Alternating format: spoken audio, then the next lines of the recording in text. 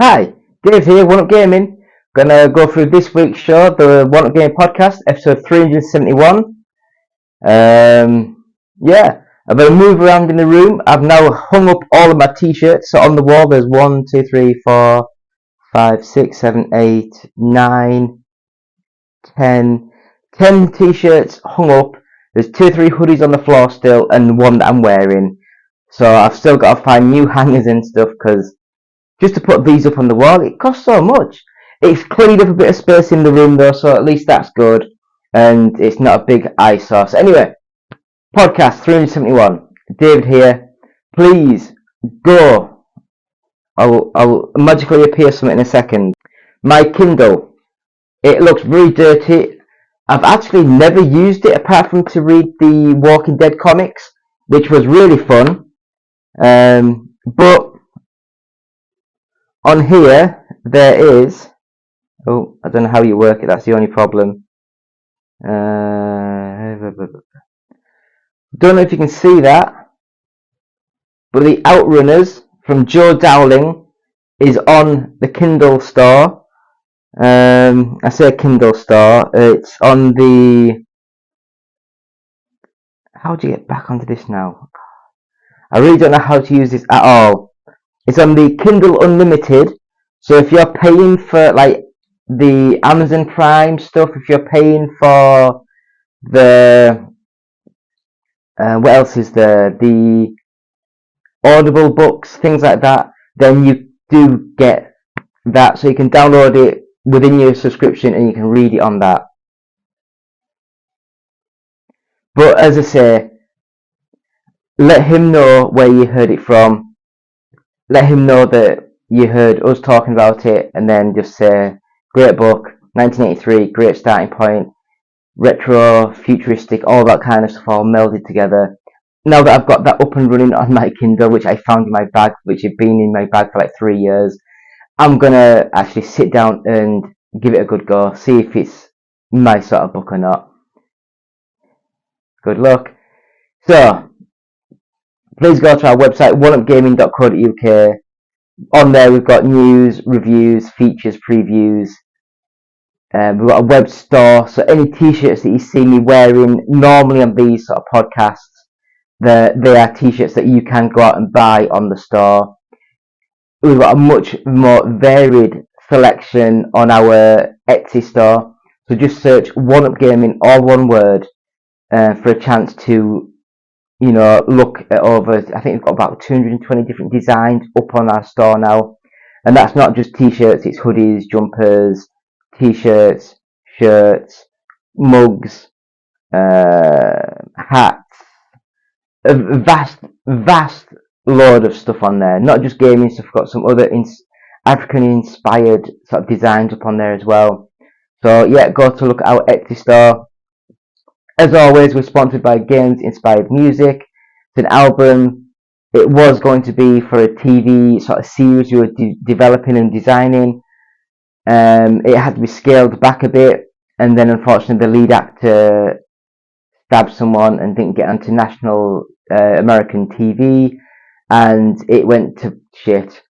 And then unfortunately a couple of years after that, the guy died of cancer, which is a kick in the balls, because he was a great guy. I really like talking to him. Nice guy. Yeah, so that is it. So I guess we'll have a quick break and we'll come back into the games we've been playing this week. So back in a few seconds. Hello Andy, this is Colin. I won't be able to get in tonight. I'm sweating like a pig. Hi, David here, One Up Gaming. Episode 371, and we're going to go straight into the games played this week. So first of all, as always, we are still playing EA Sports FC 24. I'm still in my career mode. I'm still playing... I can't remember if I set myself up to be a right back or left back. I think I was like a wing back. And I put myself in my favourite club at Newcastle, so I got put in there. Played a couple of games in the reserves, a couple of games like in pre-season, that sort of thing. And then it came to the actual start of the season, and I think I played 2 games in off the bench, and then after that I've been playing constantly as a right back, so I've nicked Kieran Trippier's position, which I am so sorry, he's a captain, he's mint. But it's nice to be able to get in there, get stuff done. I've scored a few goals, I've made some great assists, and I love playing as one player in the thing, developing yourself, like the RPG style game. I love that. I've never got into the foot sort of games, so I've never even tried that on this year's game, but I'm enjoying just this part of the game. I'm loving it, it's amazing. It's my sort of game. I would easily recommend it. It's the best FIFA game that they've been for a good couple, about 3-4 years now, I would say. So anyway, everyone knows what this EA sort of like the football game is. It's just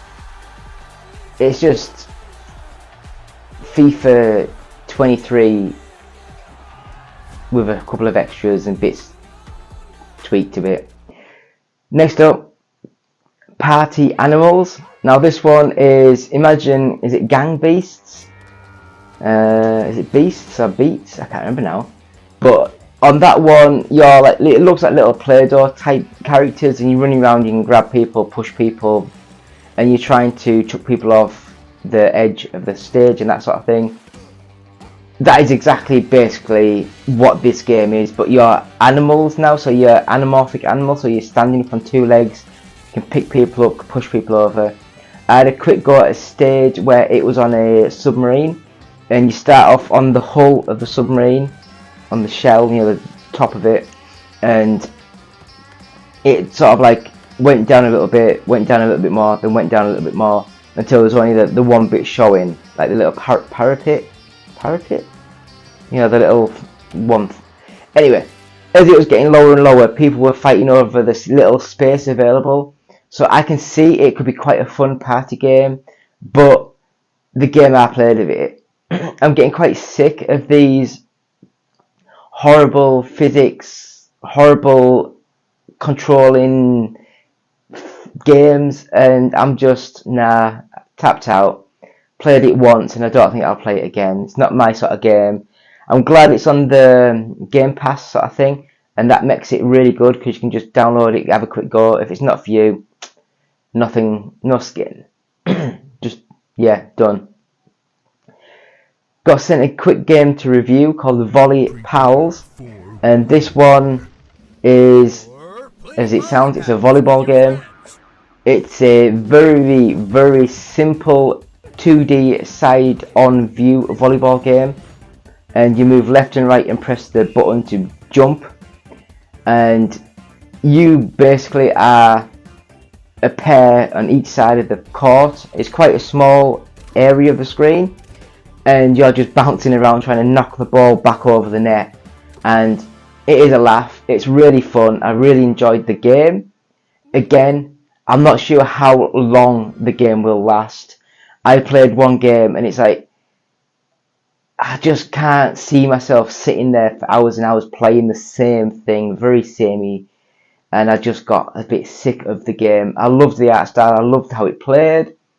Again, it is just the fact it doesn't matter how the background changes, it is just a flat thing with a net in the middle trying to knock things over. So yeah, I don't think I'd recommend that unless it's like a couple of quid. I can't remember how much it was. The next game that I played, Woodle Tree Adventures.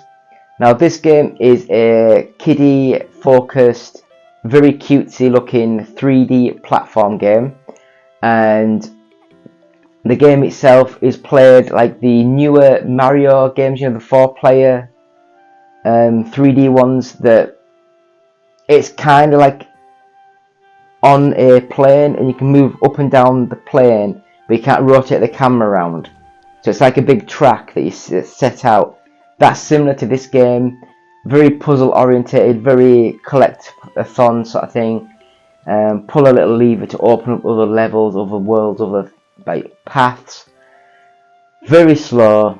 If it was a bit faster and a bit more dynamic, it could have been fun. But if you've got a kid that's, I'd say, 4 or 5, it might be their way to get into games. It's very simple, very easy to do. So Waddle Tree Adventures, I'd say for a younger person, it is quite a fun little game. Next up we have Lies of P, and this one is a other kind of reimagining of the Pinocchio sort of fable, and you're resurrected to save someone, to do something. I have no idea. I didn't listen to the thing. I was just pressing the A button to get onto the game. Get into the game, and it is a very, very good Souls sort of clone. I really enjoyed how the combat worked, how the movement worked. The graphics look amazing. I would really say this is one of the better games I've played for a while, and yet buy it. It's good little game. It's a weird game though, weird name, weird concept, but it's good. I enjoyed it. So next up we have The Legend of Tianding. I'm sorry if it's wrong. This game is a 2D platform game where you have combat as the focus. So you have combos, you have special moves, double jumps and things like that, air kicks, and it's a 2D gorgeous hand-drawn animation style, like a comic book sort of thing.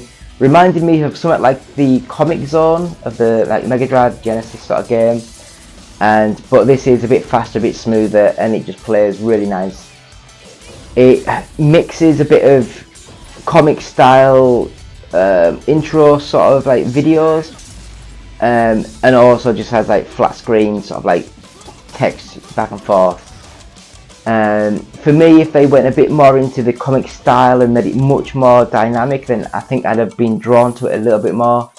But as it is, it's still a really good little game, and I really enjoyed it. So that one's The Legend of Tianding, something like that. It's good little game. Next game, I am so sorry for the pronunciations. Is it Danganronpa? Something like that. V3 Killing Harmony.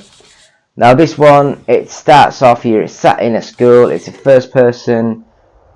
It's not my game at all. I tried to have a quick go.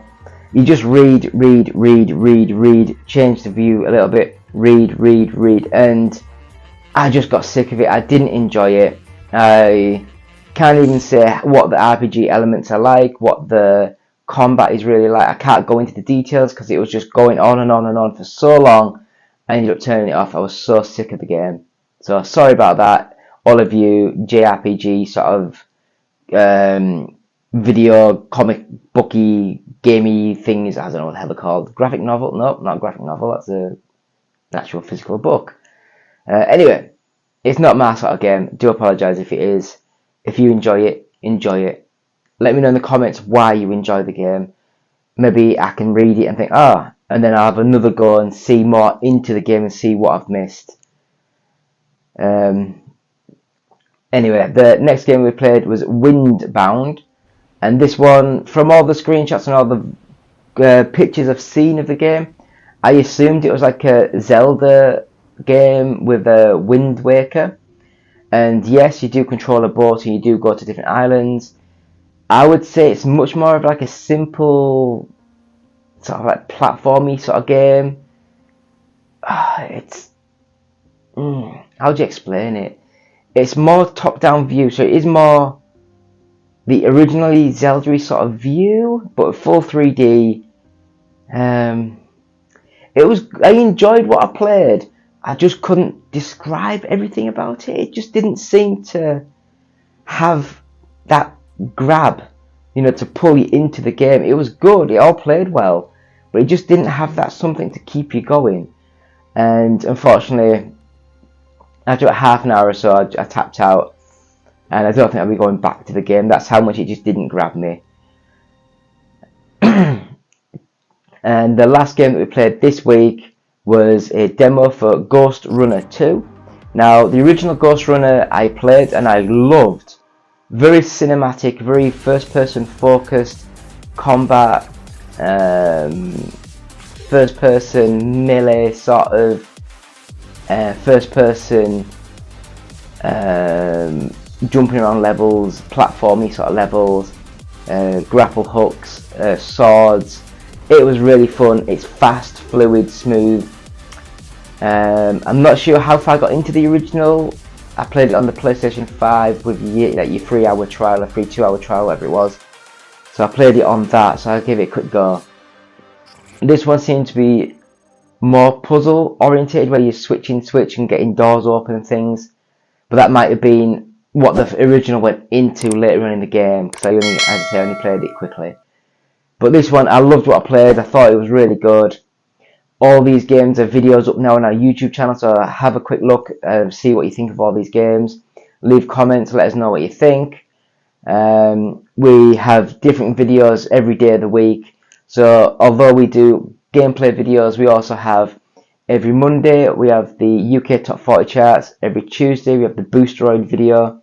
Every Wednesday we have the Which is Best. Every Thursday we have the retro inspired video. Every Friday we have the podcast. Every Saturday we have the games played this week. And every Sunday we have the roundup of the gaming news for the week. So join us with all them. And now we'll move on with a quick break and we'll come into this week's news.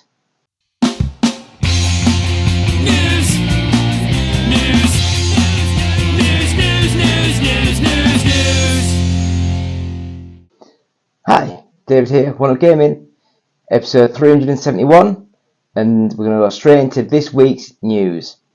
So, first of all, Activision Blizzard shares Xbox Game Pass plans, leaves the door open for Diablo 4 on Game Pass in 2024.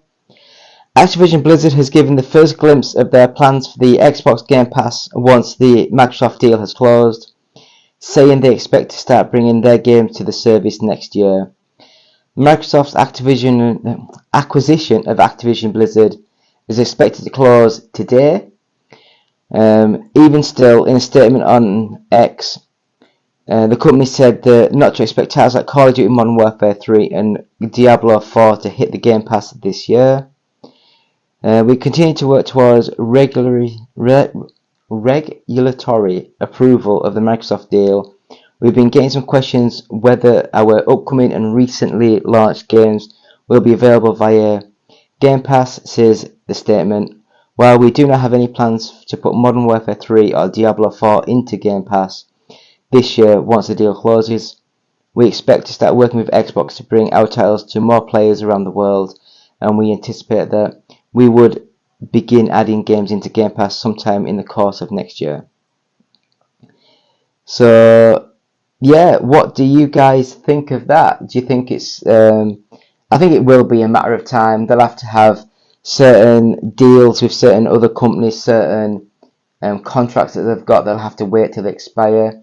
A bit like when they bought Bethesda, but they still had two games with Bethesda that actually lasted for the full, they bought them and then the games came out and they still had the 1-year exclusivity deal with them. So I think some of these games will have those sort of things happening, but we'll see what happens. We'll see what happens in the future. So next up we have Telltale Games has allegedly laid off most of its workers. Narrative adventure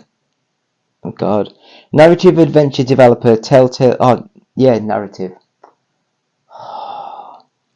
The studio is currently working on The Wolf Among Us 2, and which just released The Expanse, a Telltale series, has undergone layoffs, which one former employee says impacted most of the studio. The news first circulated via a post on X by former Telltale cinematic artist Jonah Huang, who said that these layoffs took place early September. Telltale has confirmed that it has undergone layoffs in a statement sent to IGN, but did not confirm the number or extent in a statement. Blah blah blah blah. Notably, Huang was part of the first iteration of Telltale Games as well, which similarly underwent significant layoffs before closing entirely in 2019. The shutdown was attributed to investors backing out, but a year later LCG Entertainment revived the business name and several of its assets, hiring a number of its former workers as well. At the Game Awards in 2019, it announced it was creating a sequel to Telltale's A Wolf Among Us for a planned release in 2023. Then early this year, we sat down with Telltale CCO Jamie Ottley, who explained the game was being delayed due to struggles porting it from Unreal Engine 4 to 5 and a desire to avoid crunch. It does not apparently have a new release date. Also, these layoffs seem to have happened just weeks after Telltale acquired UK studio Flavorworks. These layoffs come as part of an ongoing trend of industry mass layoffs that have impacted a number of major studios over this year and last. These include layoffs at Naughty Dog, Team 17, Ascendant, Blizzard, BioWare, Epic Games, Blackbird Interactive, Striking Distance, BioWare again, Ubisoft, Scavengers Studio, CD Projekt, Embracer Group's numerous loads of them, Deviation Games, The Molasses Flood, Relic Entertainment, Riot, Xbox, and Unity, and many, many more. What do you guys think of all these layoffs or all these bits and bobs? Is it worth? Do you reckon that this is because they're all starting to look at unionizing now, and they're like, oh, we better get rid of all this dead wood that we don't need, because they'll go on strike if we can't pay them their weekly wage, or we can't justify having them every day in the studio when we don't need them, things like that. Please leave comments, let me know what you guys think. Oh god, this ear is so itchy. Anyway, we'll move to the next bit of news, and that is, this may be the last PlayStation exclusive content for Call of Duty that ever gets. Activision has unveiled PlayStation exclusive content coming to Call of Duty Modern Warfare 3, potentially the last PlayStation exclusive content Call of Duty will ever get. Well, when does the Call of Duty deal run out with Sony? I can't remember when it runs out. Modern Warfare 3 is set for an exclusive operator called Lockpick, who comes with a variety of related items. PlayStation owners who pre-order Modern Warfare 3 got the bundle, which includes a unique knife and SMG at launch in November. Promotional material confirms this content is exclusive to PlayStation platforms for a year until November 9th, 2024. What do you guys think? I'm not going to go through all the FTC crap, but what do you guys think? I really don't like the exclusive things for a year and all this kind of stuff. Just make the game. If you're gonna do it exclusive, just lock it out for everyone. Just make the game for one console and just that's it. I hate the fact of the Avengers game where the Spider-Man sort of character was an exclusive to Sony just because of the deal Sony has with the games and the movies and things, and it's just weird. It really, really is just a weird state of affairs. Leave comments, what do you guys think about these things? So we'll move into the next bit of news, and that is, Sony confirms data breach impacted nearly 7,000 current and former employees. Sony has begun contacting thousands of current and former staff impacted by recent data breaches after a ransomware group claimed last week it had access to the company's systems. As reported by Bleeping Computer, Sony has now informed employees of its Sony Interactive Entertainment division whose data was exposed. The outlet wrote that the notification was sent out to about 6,800 individuals impacted by the breach. Sony disclosed in the notification to victims that the breach was due to a vulnerability in the Move It Transfer, a file managed transfer software employees at Sony and other companies use. I don't know. I don't know. What do you guys think? Is this just for Sony employees, or they're covering up the other things?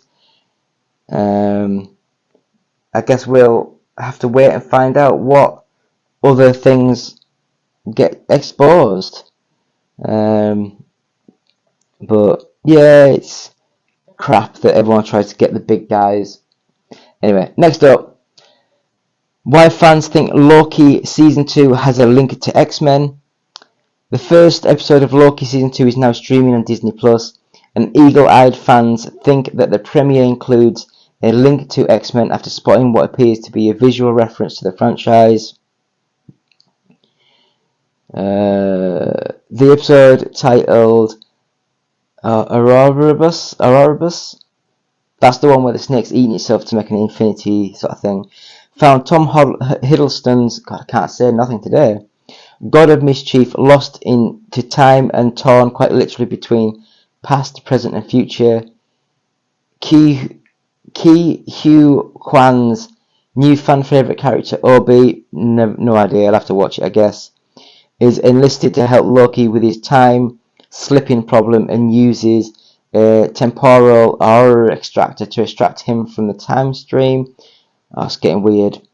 Some people noticed a striking resemblance between the door leading to the temporal loom in Loki to the entrance of Cerebro in Fox's X-Men franchise. Posting the two side by side, the comparisons prompted speculation as to whether the moment is a fun Easter egg or hinting at a possible X-Men connection. I don't know. We'll find out. I'd like to have seen the full thing. The majority agreed that it was an intentional nod, but questions remain over its significance. The observation is all of the more pertinent because it comes 1 week after the news of an X-Men movie reportedly being in early development at Marvel Studios, heightening people to everything X-Men related within the MCU. The familiar-looking X-marked door was not only an apparent Easter egg in the premiere, as fans also noticed an interesting little nod to the Thor comics in the post-credit scene, leaving fans with some big questions about the future. Only time will tell, blah blah blah blah. It might also be the fact that they just reused assets from an older movie and just thought the door looked cool, and they just resprayed it different colour just to try and make it look different. I don't know. But I guess we will see in the future of what they're trying to do, what they're planning, and what they're sort of doing. But next up, iRacing acquires NASCAR gaming rights. New title to come out in 2025. iRacing announced today that it has acquired the NASCAR Team Properties exclusive simulation-style console racing game license, with its first project based on the newly acquired property slated to release in a couple of years. In a press release, iRacing announced that the license will transfer from Motorsport Games to iRacing once the NASCAR Team Properties approves the sale. The latter will then begin development on the next NASCAR game, with a 2025 release window currently set. iRacing will serve as the game's publisher, but no developer has been named as of yet. When we were approached with the option to acquire the license for the simulation-style NASCAR, bloody hell, simulation-style, yeah, it's not an arcade racer, is it? Which was the console game and franchise that we were dreaming about doing.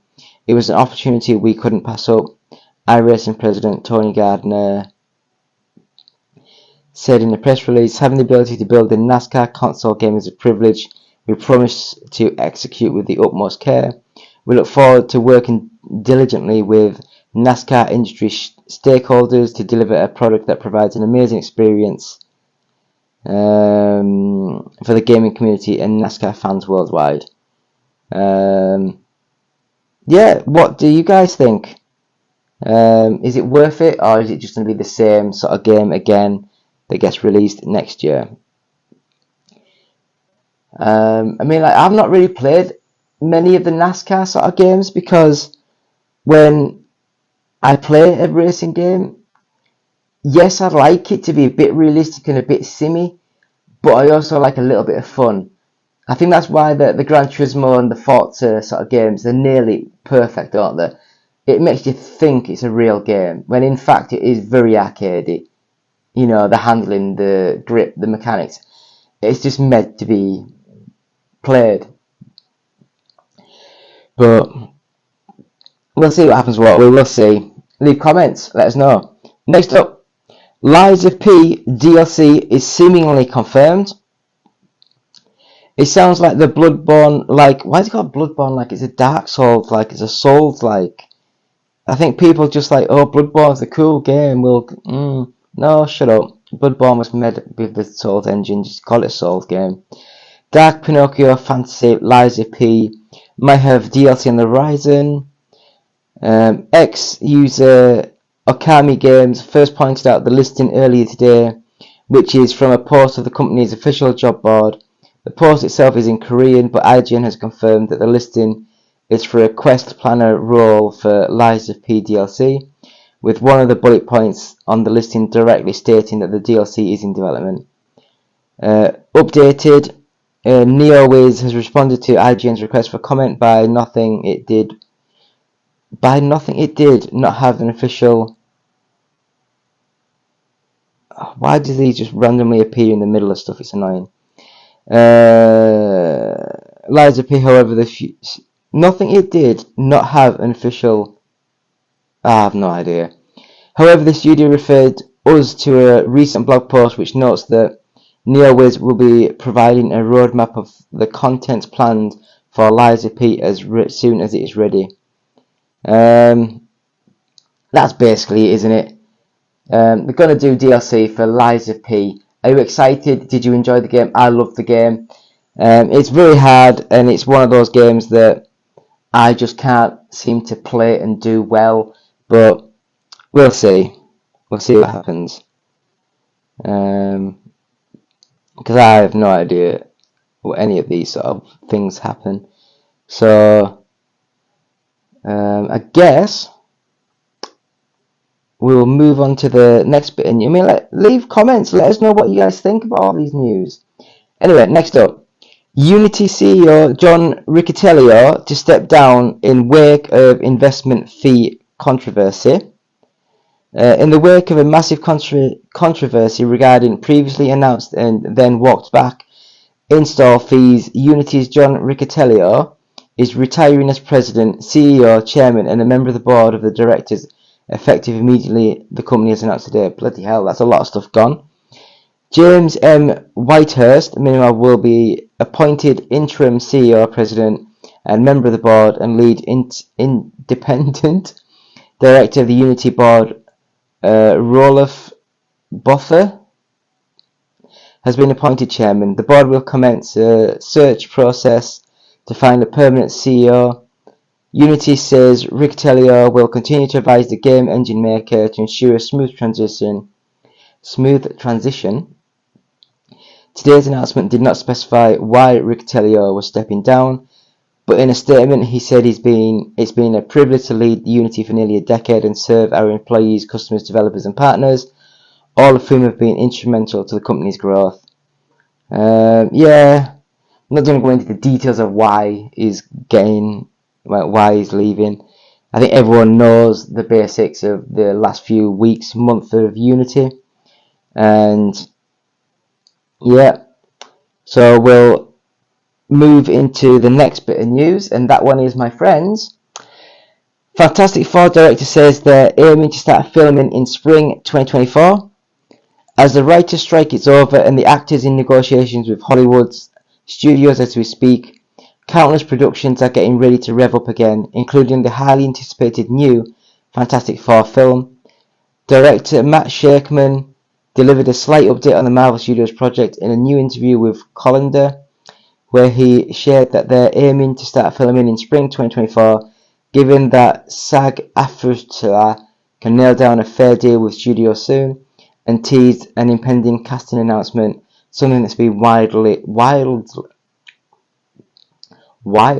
anticipated. Asked if they were planning to go into production in 2024, Shakeman said, "We are definitely gonna go in front." Oh, I'm sick of it.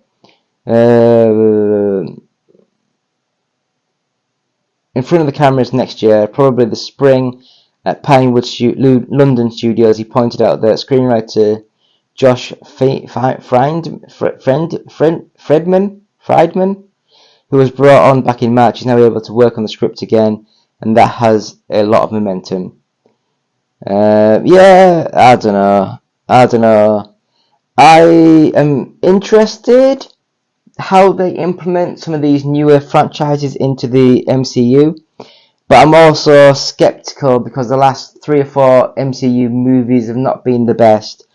I did watch the Secret whatever it was called, on Netflix, not Netflix, you know what I mean, on the streaming service, and it was okay.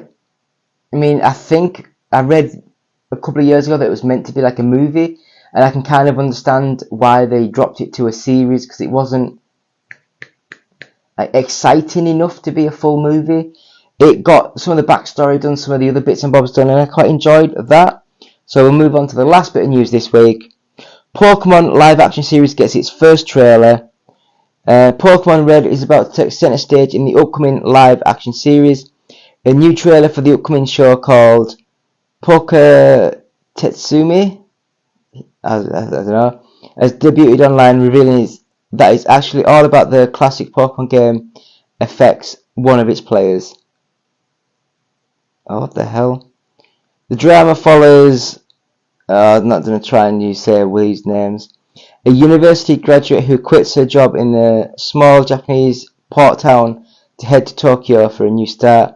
However, she bites off more than she can chew, taking on a presentation at her new company,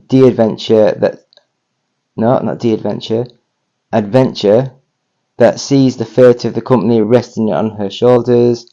Enter Pokemon Red. Her mother, worried about a stressful experience, sent her a care package. It's Madoka's old Game Boy and the original copy of Pokemon Red that she played as a child. Revisiting the game for the first time in 20 years, she realizes it might just help her tackle her own problems. It builds the first Pokemon human drama, which sees the main character grow through her experience with the game. Oh, don't know. What do you guys think about this? I'm not 100% sure. I think it's just more gobbledygook, just with the name, the brands, things like that. But that's the news this week. So please go to our website, oneupgaming.co.uk. Check us out. Check us out on YouTube. Subscribe to us, like us, share us, bell us for all of our updates. And thank you. So I'll move straight into this week's UK Top 40. So back after this quick, don't know what it's called, quick link, quick tag, intro. 10 seconds. Come on, guys. You can do it.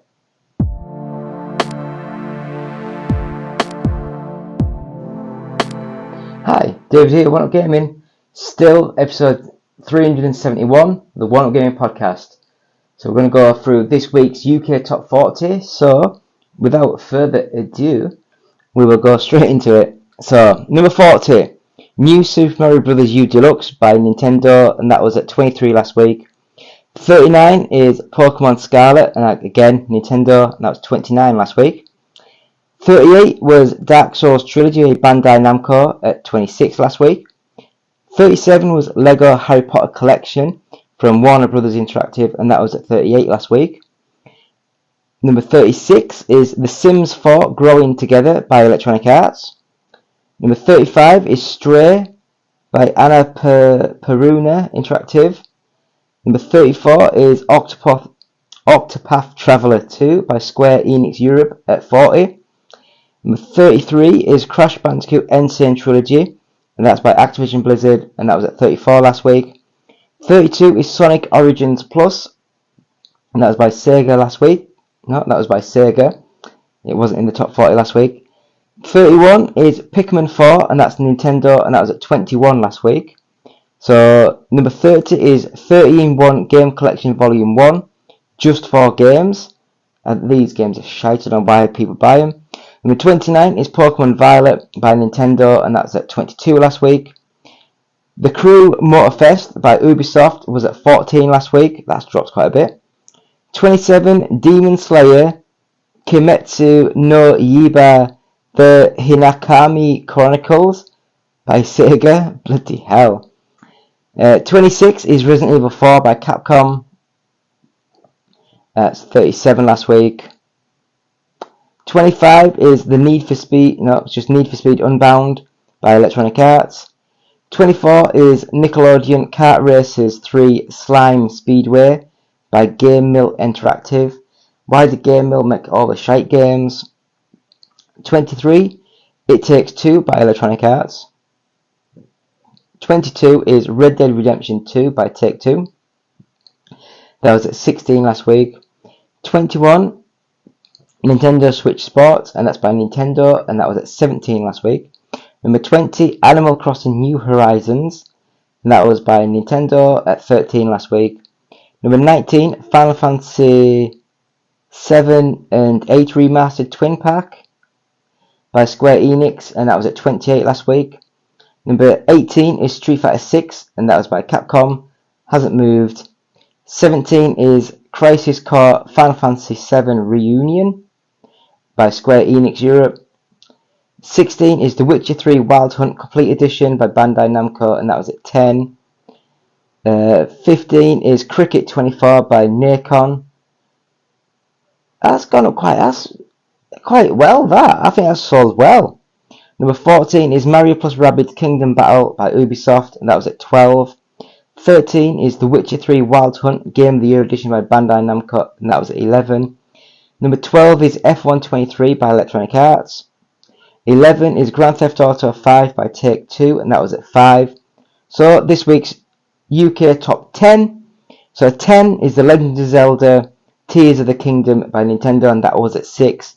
Number 9 is the Minecraft, and this is the Switch port, because this one's published by Nintendo, and that was at 7. Number 8 is Mortal Kombat 1 by Warner Brothers, and that was at 2. Number 7 is Star Wars Jedi Survivor by Electronic Arts, and that was at 8. Number 6 is Call of Duty Modern Warfare 2 by Activision Blizzard, and that was at 9. Number 5, Hogwarts Legacy by Warner Brothers Interactive, and that was at 3. Number 4 is Mario Kart 8 Deluxe, and that hasn't moved by Nintendo. Number 3, Detective Pikachu Returns by Nintendo. Number 2, Assassin's Creed Mirage, and that's by Ubisoft. And still at number 1 is EA Sports FC 24. And thank you so much to the Game Press for the GFK Entertainment software chat, all formats. Thank you to them. So that, my friends, is this week's show. Please like, subscribe, bell, all that good stuff. Go to our website, which is oneupgaming.co.uk. Go to our Patreon site, which is patreon.com/OUG. And you can buy any of the t-shirts you've seen me wear today. Just go to our Etsy store and search One Up Gaming, all one word. Over 220 items for sale now. Have a look on there, see what you think. We're sponsored by Games Inspired Music. That's an album. It's available now. 20% of each sale will go to the Child's Play charity.